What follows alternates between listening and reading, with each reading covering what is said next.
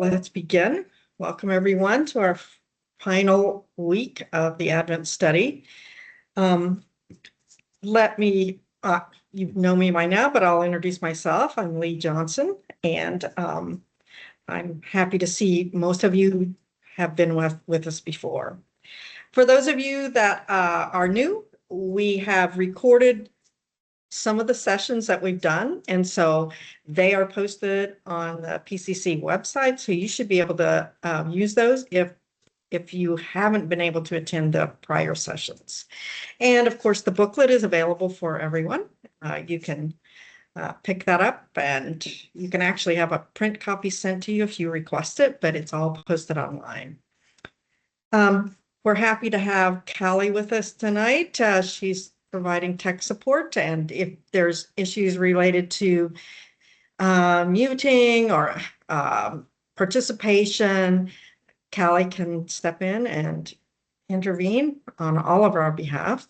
Callie, is there any any instructions that you want to offer for the participants? No, hi everyone. Good to be here with all of you. I've muted everybody as kind of just the automatic setting, but you are welcome if you want to ask a question or when Lee pauses for time for questions to unmute yourselves. So you should be able to do that quite easily. If you just want to put something in the chat, feel free to do that. I'm monitoring the chats the whole time, and when there's a natural break, I will draw Lee's attention to a question you may have posed in the chat.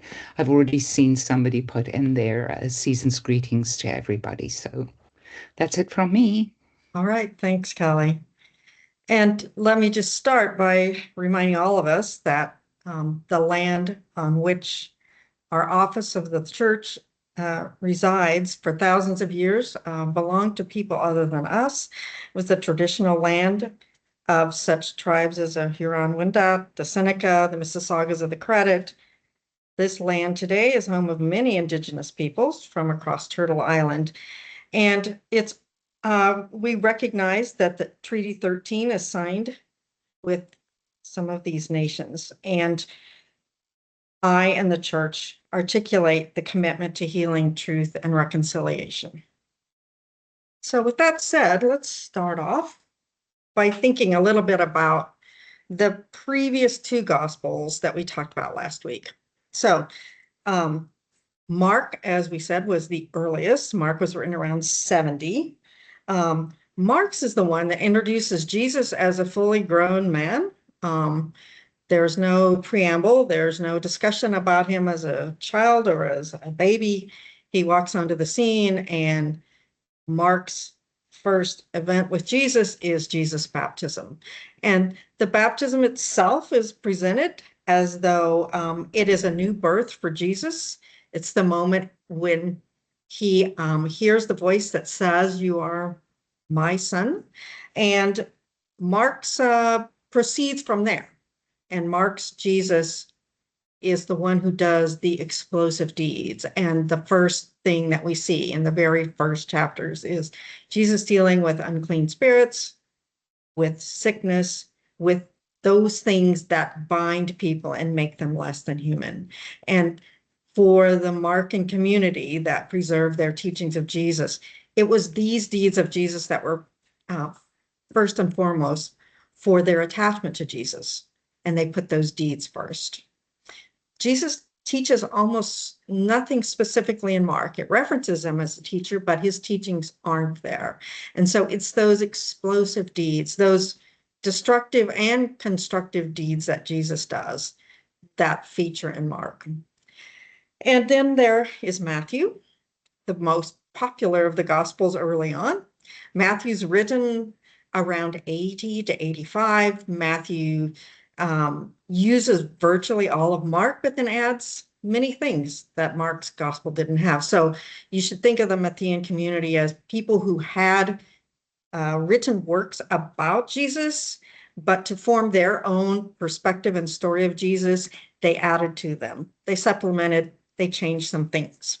And so Matthew's focus in telling this whole birth narrative, the main aspect that Matthew is trying to portray is that Jesus fulfills the expectations of Jewish history.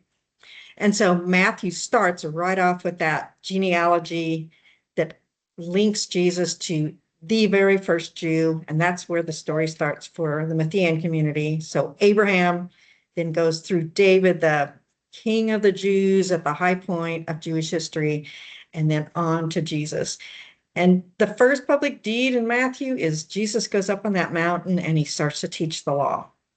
And he says, "You have heard it said," and he quotes teachings of Moses and says, "But I say to you." So Jesus is the new and improved Moses in Matthew. And Matthew's birth story makes all these links to Moses. Jesus is born under the threat of a ruler that is threatened by Jesus as an infant, just like Moses was threatened as an infant by a ruler, Pharaoh. And Jesus and family flee to Egypt so that they then come out of Egypt. And then Jesus is the teacher of the law. And all of that set up in Matthew says that our main attraction to Jesus, although there are lots of other things, but the main thing is Jesus is the new Moses. Jesus is the one who brings the law. Jesus is the one who understands the law in ways that no one else has before. So we have those two stories, and Matthew has that very developed birth story.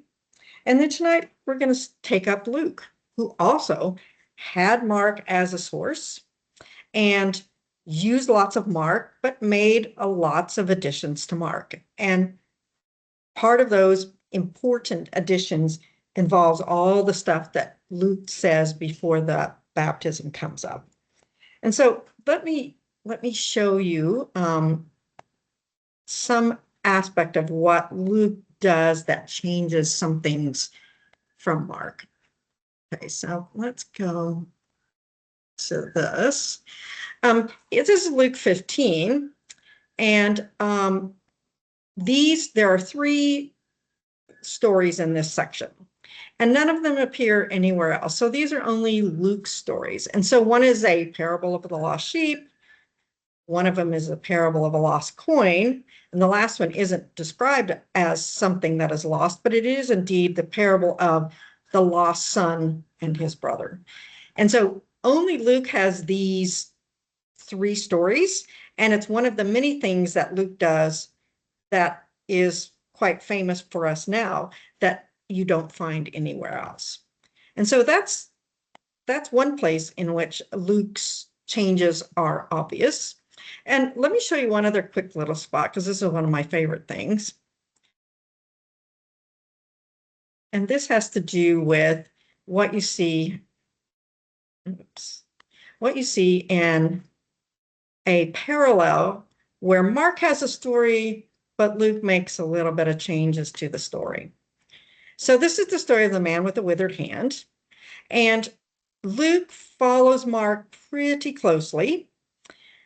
But let me point out 2 small changes that make a dramatic difference and then feed into what we think is concerns for Luke.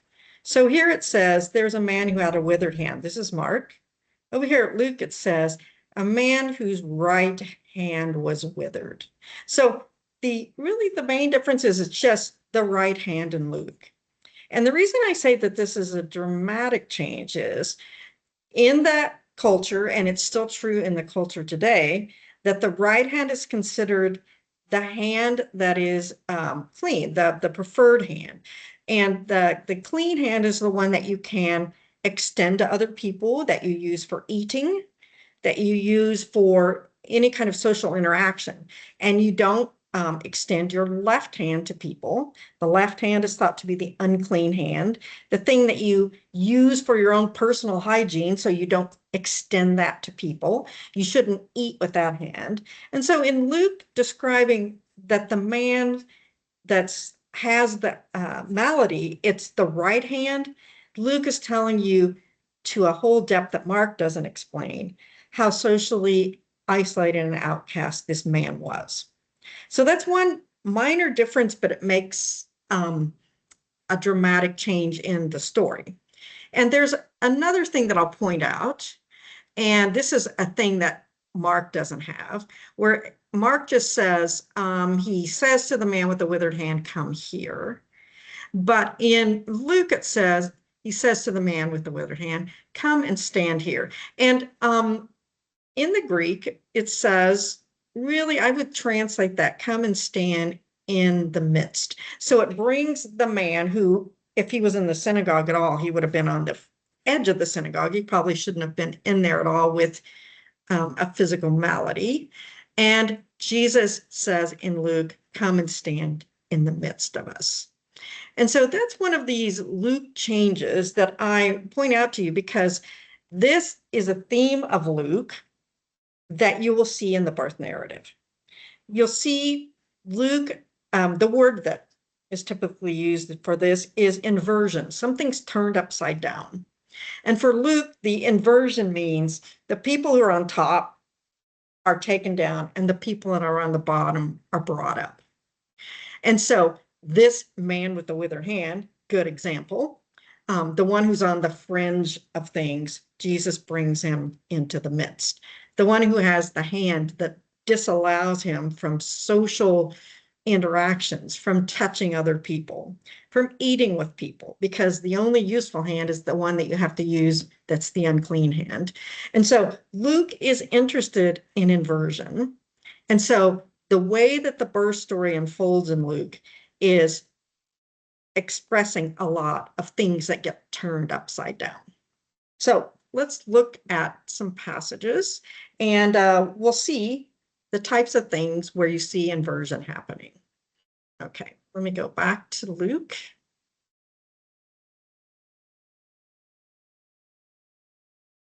And we'll go right to the beginning. So Luke has these interest in John, which you don't see much of anywhere else.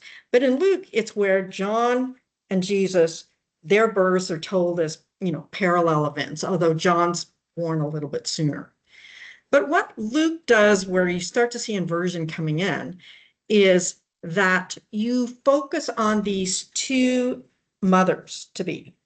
So you have John's mother, Elizabeth, you have Jesus' mother, Mary. And if you recall, when Matthew told the birth story, it was through Joseph that things happened. God appeared to Joseph in a dream. An angel of the Lord came to Joseph and told him this. These types of interventions of God came through the men in the story of Matthew. But here is Luke inverting things. It's through these two women where these events unfold. And you have the husbands, like Zachariah is there and Joseph is there, but they play minor parts. And it is Elizabeth who understands, Elizabeth that knows what's happening. It's she's the one that directs the birth and what's the name of the child going to be and so on. And then you also have Mary. Also, she's the one that understands and directs the action. And not only is it inverting because the women are elevated, but these are two women who were, in a position of shame in their society. So you have Elizabeth, who is really past the age of having children. And the fact that she's never had any children, she even describes herself as, I'm shamed, I'm useless. I feel as though I'm cursed. And it's not just her, but her husband, Zachariah, who suffers from her inability to conceive.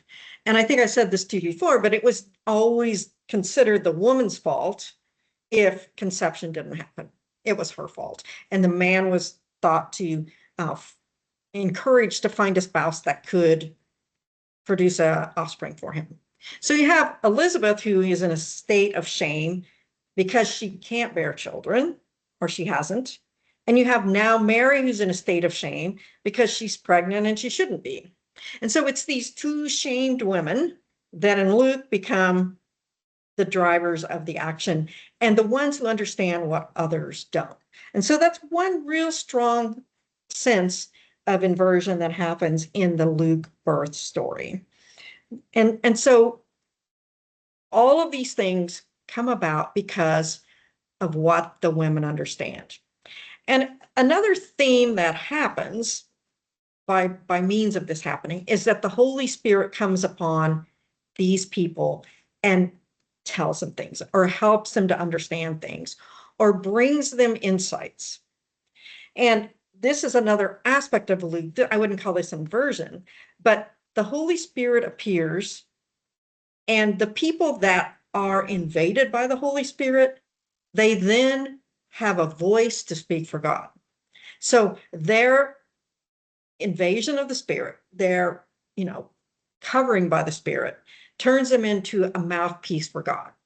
And so you see throughout this first couple of chapters, you've got these people who receive the Spirit either speaking out, they say some sort of poetry, lots of them burst into song. I mean, the Magnificat of Mary is one of them. It happens time and again. And the one funny aspect of this is that Zechariah, who doesn't grasp it, what happens to him? It's the opposite of speaking out. He goes mute and he can't speak. And so that idea that the Holy Spirit is what brings the voice of God to the people, that works through you, that's a big theme in Luke. And I always think if anybody's going to produce a musical out of the four Gospels, it should in fact be Luke's, because one person is bursting into song after another. So you see Mary's song of praise. You see once in Zechariah, it says he was filled with the Holy Spirit, and then he spoke this prophecy. So there's Zechariah. You have the people later in the temple that Anna and Simeon, and they speak out. It's constantly the Spirit is working, the Spirit comes to someone, and then they speak out. So beyond that, when we get to this section in the birth story, we have the shepherds coming into view. So if you remember in Matthew, it was the wise men, the magi from the east, that read the signs and were sort of the first to understand that something was happening. So it was these learned men. Okay, that's pretty traditional. What happens here in Luke's inversion? It's the shepherds that get the first warning. They're out, these are people, shepherds were often like the youngest of the family. They had to sleep with the sheep. So they were living a rustic and probably very smelly life. And they're the ones that have the lowest social standing in the family. But who comes to them? The angel comes to them and tells them, I have a message for you. Here's inversion. The people who understand First and Luke are really the lowliest of the ones. And then add to this is this idea of the birth in the manger. So here is Jesus, clearly God's son, clearly the awaited Messiah, and that son is born amongst animals in a smelly barn. So Luke's inversion is pretty consistent. All the lowly people, they are the ones that are brought high in Luke's birth story. So you have this Spirit coming upon people and them speaking for God, and most of those people are not powerful, important men, but a lot of them are women. And then you have the lowly birth, you have the lowly shepherds who have the angels visiting them and telling them this great thing has happened, and they come. And it says they glorified and praised God. It doesn't give a song of the shepherds, but everyone that has this Spirit that intervenes into their life, they respond with the same way. They respond with this sense of, now I speak out for God. Now I am God's mouthpiece. And those people that do that, those people are not the important ones that you would expect. And so Luke's, when you start to think about how Luke's community is attracted to Jesus. Why are they followers of Jesus? These special things that they add to Mark's story tell you something about what matters to them. And the little differences that they make tell you this is why we care about Jesus. This is why we are followers of Jesus. And so you can imagine that Luke's community liked the notion of the overlooked in society having a more powerful, potent place because of Jesus. And the people that were expected to be significant aren't really in the picture. So you have the women and you have the shepherds and you have a birth in a manger. And so Luke's birth story tells it quite differently than what Matthew's community did. And Luke's got that genealogy as well. Now, Matthew put that right at first, but Luke tells a bunch of stuff before he gets to the genealogy, and there's a few differences. First of all, Luke starts at the other end of the story. Like Matthew starts, okay, here's Jesus' lineage, let's go to Abraham. But Luke starts with Jesus and goes backwards. And Luke has not all the same characters that Matthew's genealogy explains and adds in, but Luke's goes beyond the first Jew, which is Abraham. So where Matthew's took it, let's take the story back to the first Jew. Look what Luke does. Luke takes the story back to the first human. So traces Jesus' lineage, yes, through Jewish history, but then back beyond that. And so you have a genealogy in Luke that extends beyond the first part of Jewish history, back to the first part of human history. So you have the story beginning with Adam. And so that tells you also that Luke's community had a bit broader view about why they're talking about Jesus, what they're wanting to portray about Jesus.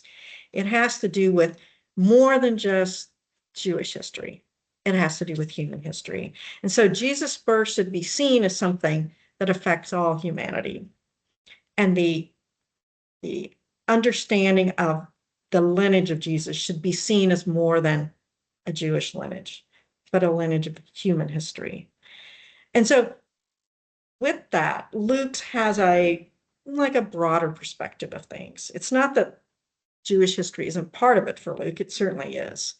But the concern contains good news and help for people beyond. Let me pause for a second. Any questions, anything you want to ask?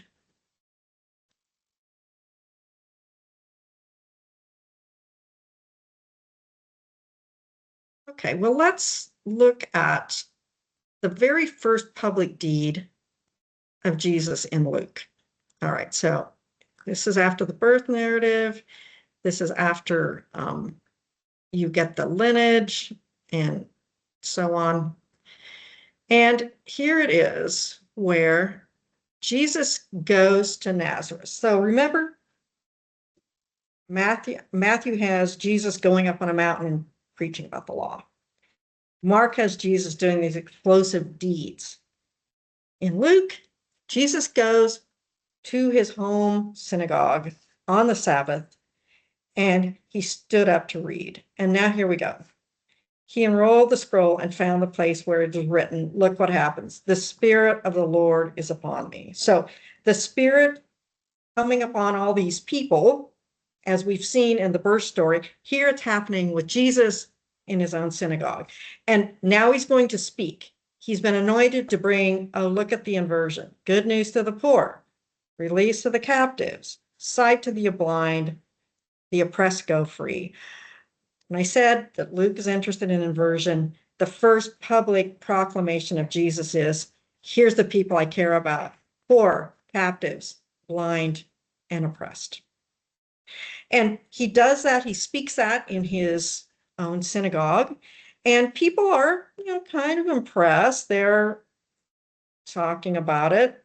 They spoke well of him. And then we've got this little statement, and that's when things start to turn. Isn't this Joseph's son? Now, it might sound like, oh, a question about, wow, it's just a simple son of a laborer. But I have to think that this is about Jesus being besmirched about his heritage. So if I said it this way, you'd know what the tone would be like. Oh, isn't this Joseph's son? The sarcasm in that says, we don't know who the father is. It's not Joseph. And how is this guy going to teach us anything? That seems unlikely. And that's where you get this reaction of Jesus. No prophet is accepted in the town, in his own town. And then here's some more inversion and outsider language. There were many widows in Israel at the time of Elijah, when the heaven was shut up for 3 years and 6 months, and there was a severe famine in the land. Yet Elijah was sent to none of them. So none of the widows in Israel, but a widow at Zarephath in Sidon. So this is an outsider that Jesus is quoting as an example of God working through someone other than Israel. And then another example, there were many lepers in Israel at the time of the prophet Elisha, and none of them was cleansed except Naaman the Syrian. So we've got Israelite lepers. They aren't my example. It's Naaman the Syrian. That's the leper that was treated. And then they are ready to kill him. They're filled with rage. They drove him out of town and they went to throw him off the cliff. And that's how Luke begins the first public deed of Jesus. And so I hope you can see the connection to the inversion there. The Spirit is upon Jesus. He speaks for God. He says, I'm anointed, and here's who I'm reaching out to. All of the, the poor, the blind, all of these people are the ones that I'm interested in. And then you people, you insiders, the ones that are thought to be God's favorites, let me provide you a couple of examples of God favoring someone other than Israelites. And that reaction starts this ongoing problem with Jesus and the Jewish leaders. People on the inside that don't want to accept the legitimacy of people on the outside. And so that's a strong theme within Luke. The birth story provides the basis for it. And Jesus' first public deed in Luke undergirds all of that idea, started in the birth story. Okay. Are we ready to move to John? Any comments on Luke?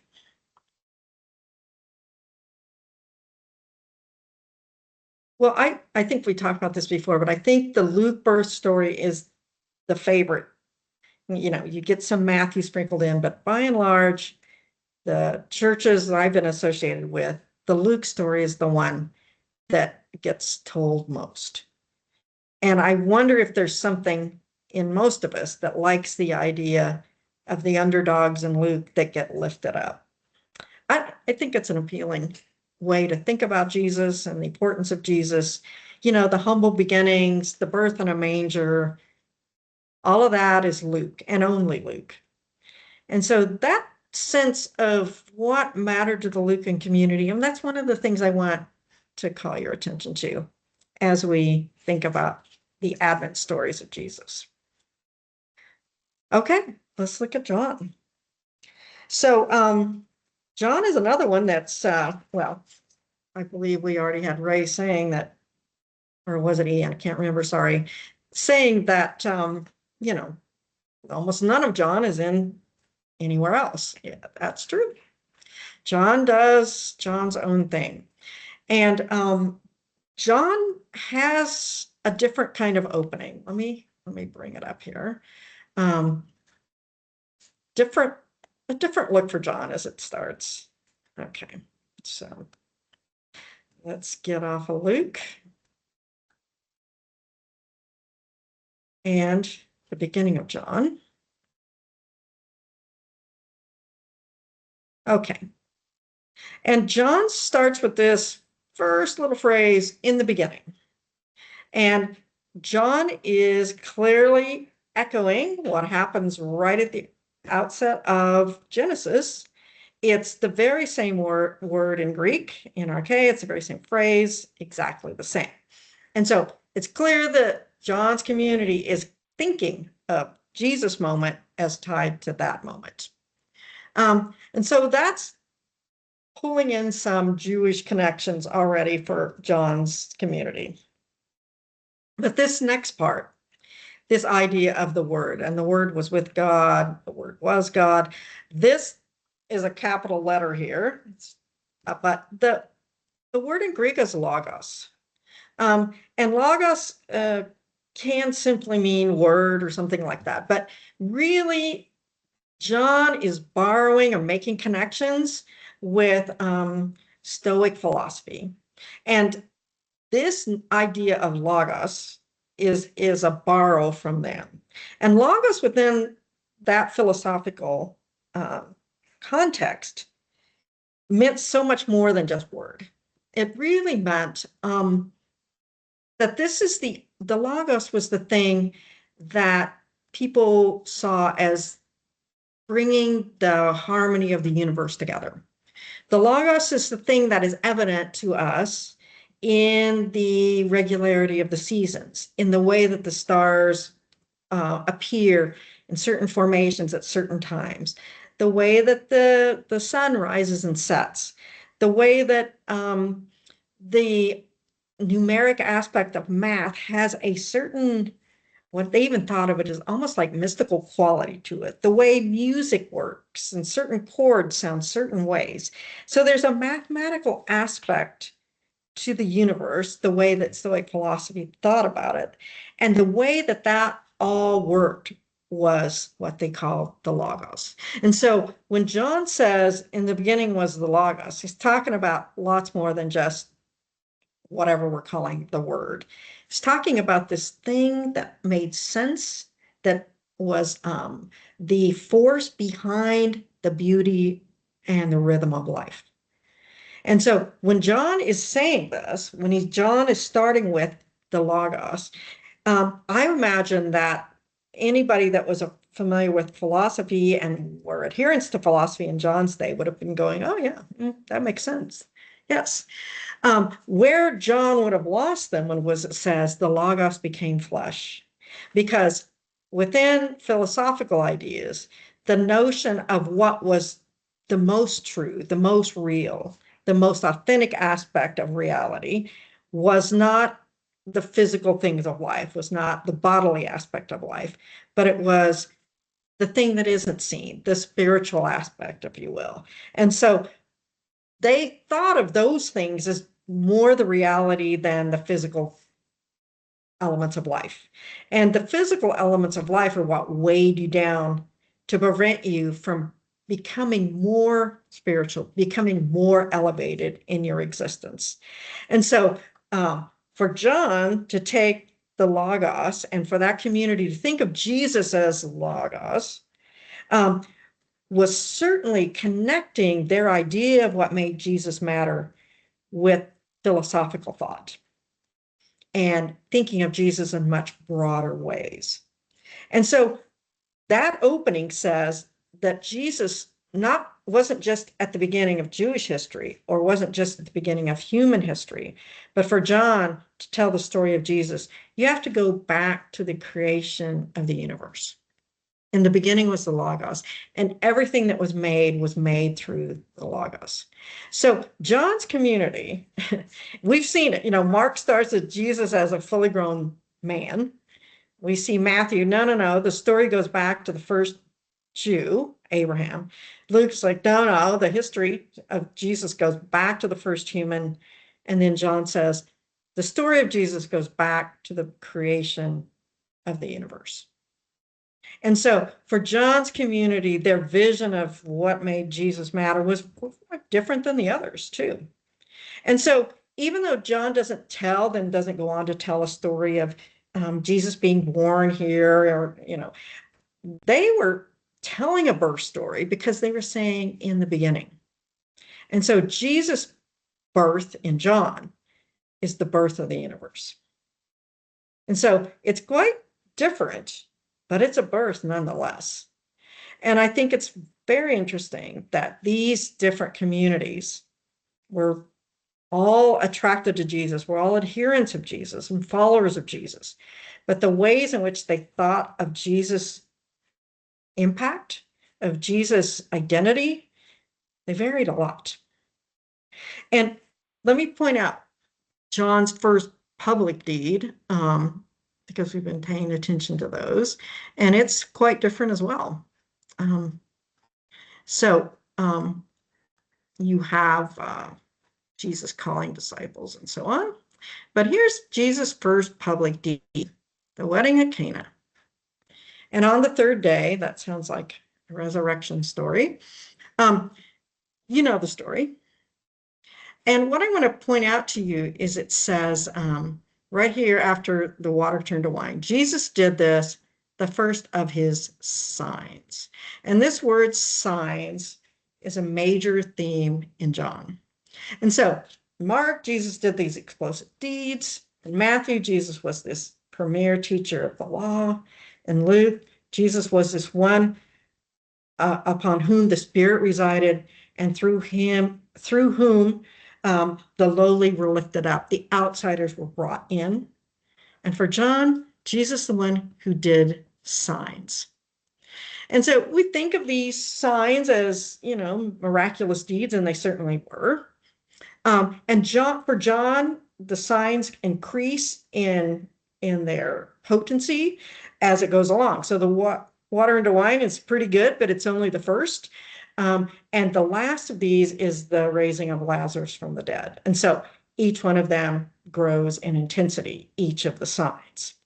But what makes the signs interesting in a way to think about what John's community was imagining when they talked about Jesus was that a sign is something that points to something, yes. It points to, for John, it points to Jesus' identity. So it shows up who Jesus is.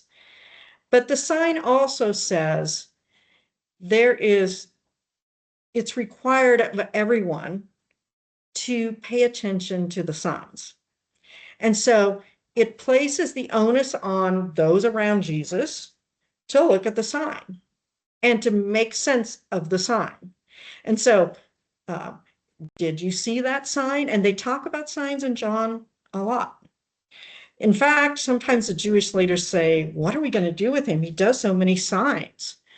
So sign is a significant aspect of the way John tells the story. And so it does implicate the people who see the signs and try to ignore the signs. And for John, the way they tell it is, you'd have to be an idiot not to understand what these signs mean. Look, he did this, he did this, he did this. Oh, and now he raised someone from the dead. How many more signs does he need to do? So John's story, I think about it as, having this kind of two-pronged effect. It reveals and it makes culpable. So it was right there. It was obvious. All you had to do was look. And in fact, in John 9, there's a man who's blind from birth, and Jesus heals them. And there's lots of scenes where they're interviewing the man, trying to get him to say that Jesus didn't really do this. Tell me what he did, And clearly at the end, it just says they were blind. The Pharisees and the leaders that didn't accept it, it was because they were actually blind. And so it's condemnatory in lots of ways that Jesus does these amazing things and you people refuse to see. And John ends with this statement. Let me see if I can show it to you. So right near the end of John, that the narrator tells you, okay, here's what you should think about. So it says, the purpose of this book, Jesus did many other signs in the presence of the disciples, which are not written in this book, but these are written so that you may come to believe that Jesus is the Messiah, the Son of God, and that through believing you may have life in his name. That's just about how it ends right there. There's a little bit more added after that. But this sense of we're telling Jesus' story to say, it's so obvious, you numbskulls. Look at this. How much more obvious does this have to be? And so for John, you can sense that this is a community that's in conflict with the Jewish leadership that is refusing to accept Jesus' identity, that they are frustrated with their refusal, and they find themselves, I think, in a position. And I told you, first of all, that there's this moment when things start to split between the followers, the adherents of Judaism, and then the followers of Jesus, that starts to tear apart. And it seems like John's gospel is written in the midst of that conflict. The, the desperate need for the followers of Jesus, that Jesus should be recognized as the Messiah. And so the telling of the story has to do with these impressive signs that Jesus does and how people ignore the signs. And, frankly, the people that ignore them are made to look pretty foolish in John's telling. They see it and they're like, what does this mean? They see it and they think, how do we cover this up? So there's lots of that kind of condemnatory aspect of John and the telling. But John also has this incredible vision of Jesus' importance that goes well beyond, like I said, Jewish history, even human history. That to tell Jesus' story means let's go to the start of the universe and the creation of the universe. Okay, so I'm going to pause again. Anybody want to comment, ask a question? Feel free. Can I go back? Sorry, not on John, but on the previous, the Luke story of him in Nazareth. It's interesting that Mark says it slightly differently. Mm-hmm. He says, or at least the crowd say, is not this the carpenter, Yeah. the son of Mary, Mm-hmm. and brother of James and Joseph and Judas? Yes. And it's Joseph isn't even mentioned. Right. Yeah, and that's why, people think that the statement in Luke is a barb for sure. Isn't this Joseph's son? The emphasis of Joseph, because, Joseph doesn't feature very prominently in Luke's story at all. And then you notice that there's a quick turn. Once that question is posed, that probably, snide question is posed, then Jesus responds very quickly with the outsiders, and then they decide they want to kill him. So it turns the action pretty fast, where they're seemingly kind of impressed with what he says. But once that comment takes hold, then everything turns sour pretty fast. Does that, for you, does that say anything about his upbringing in Nazareth? I mean, what did they really think? Well, I mean, it seems like there's good evidence that Jesus' own brothers and sisters didn't have any respect for him. So I got to think that it would have been a tough sell for people around Jesus' family to think that that Mary gave birth because she was overcome by the Spirit. I mean, you may tell it, but his own family seemed to reject it. So I got to think this kind of comment that we see in Luke was probably something that Jesus lived with and his family lived with, because the shame would have been for all of them. Yeah. Yeah. And I told you that there's a non-canonical stories about Jesus' real father being a Roman soldier. Right. And there's quite a bit of that. So I have to think that this was an ongoing problem for the whole family. Yeah. And so, when I taught students, I'd say, if your friend told you that their father was, that their mother was impregnated by a spirit, would anybody believe him? Like, no, nobody believed it. So I have to think that that was Jesus' life as as a child in Nazareth. And that was Mary's life and all of them. And, his brothers and sisters probably resented him a lot for bringing that shame to the family. Yeah. Anyone else?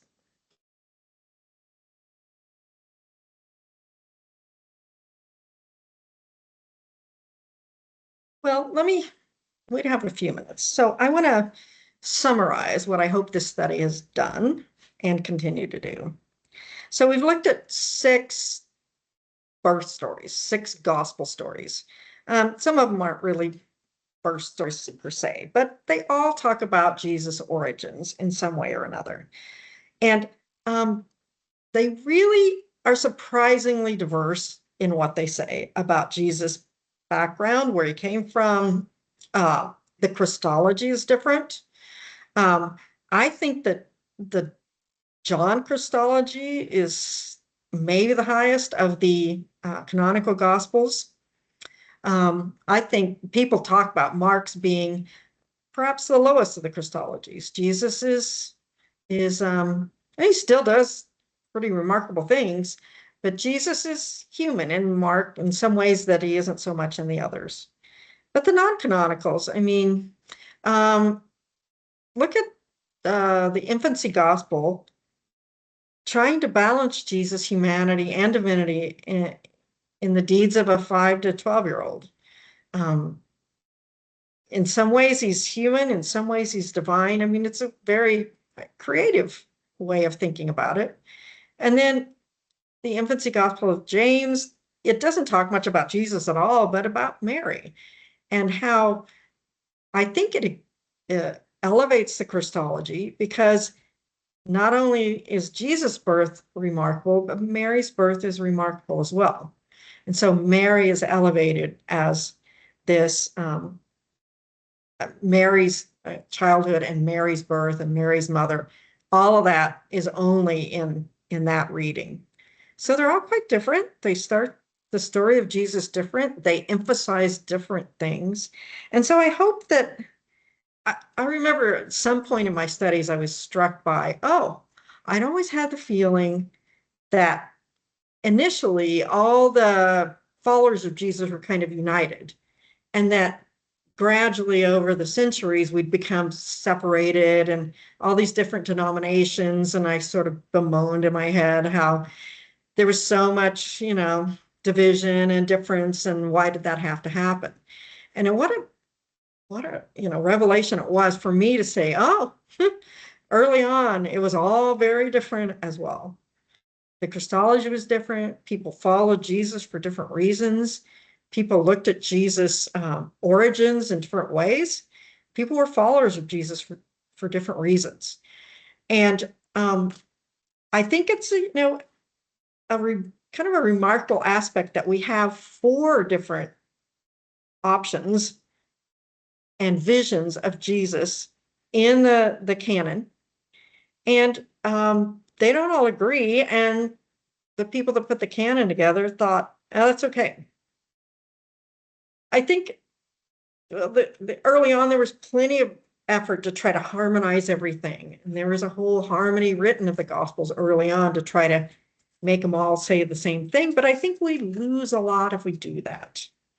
And so I don't want to discourage anyone from putting the wise men and the shepherds in the same scene at Christmas, but recognize the beauty that is in these different stories and how they represent different communities of faith that were followers of Jesus early on, and they represent how, just a magnificent array of followers from the early aspect of Jesus' existence.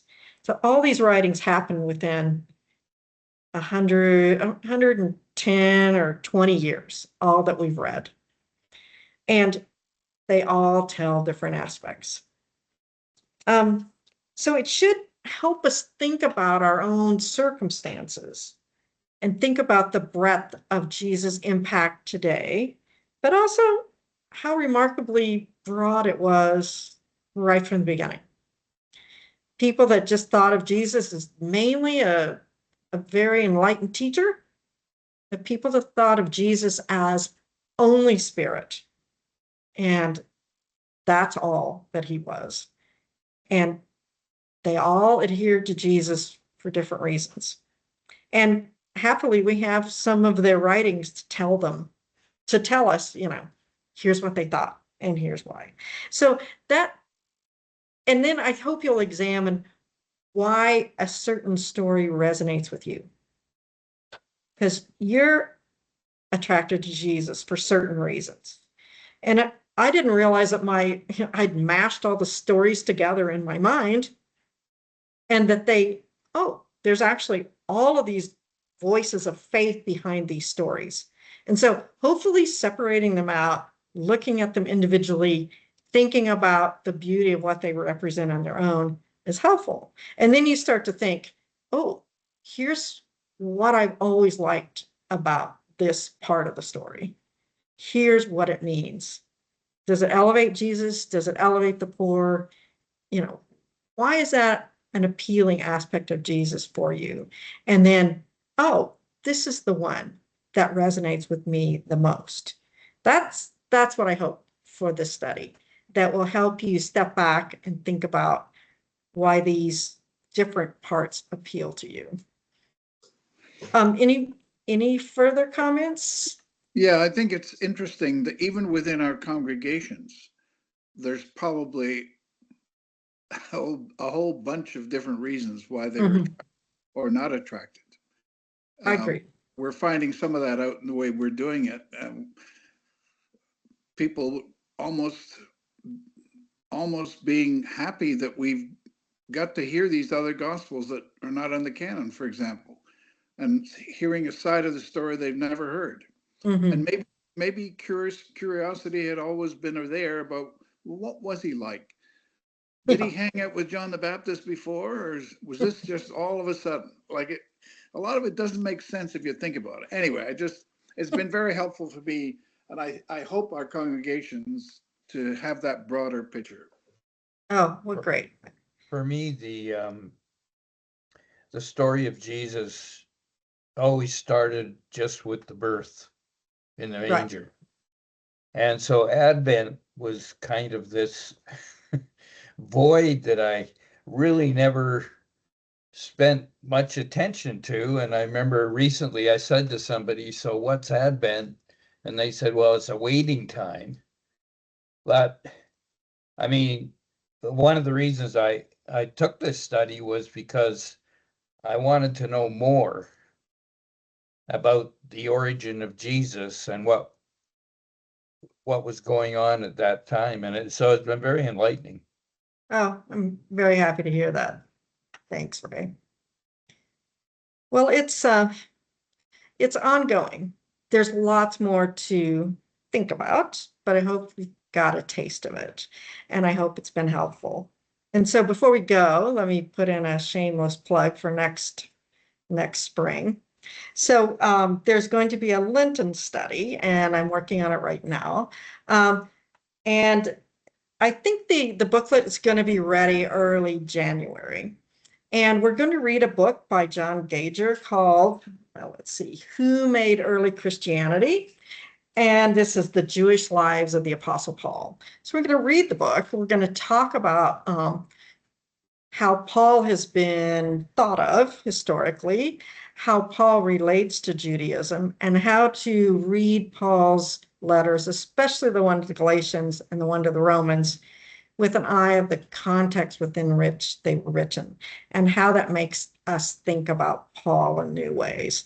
And I have to warn you, Paul is my very favorite, so there's going to be some enthusiasm coming your way on this next section. Anyway, that's going to start in February. And let me see, I got the dates here. Yes, so February 25th is going to be the first of these sessions. So I'm going to do it just like I did this time. We'll meet each week. There'll be stuff to read. We'll talk about it. The booklet will help you with questions and background and so on. So it starts February 25th, which is, a little bit ahead of Lent, and it goes through the 18th. So there'll be 4 weeks there. There's also a thing that I'm starting this year, which is Presbyterians go to the movies, and we watch a film, and not together, but we watch it individually, and then we get together and talk about the religious aspects of the film. And that one's going to come up before the Lenten one. So we're going to view this film called Smoke Signals. And if you haven't seen it, you'll be happy to. And we'll talk about aspects of religion in that film. So that's coming up January 21st. So stay tuned. All of you should be tuned in to all the messages and the bulletins and all of that. Make sure you keep checking. The name of the book, again, someone asked, it's called Who Made Early Christianity? The Jewish Lives of the Apostle Paul. And it's by John Gager. But all of this is going to be posted really soon. I'm almost done with the study. All right, there's time for any last pearls of wisdom. Speak now. Have a Merry Christmas. Nice. I like that. Same to you. All right. It's been my pleasure. Hope to see you all in the spring. Bye.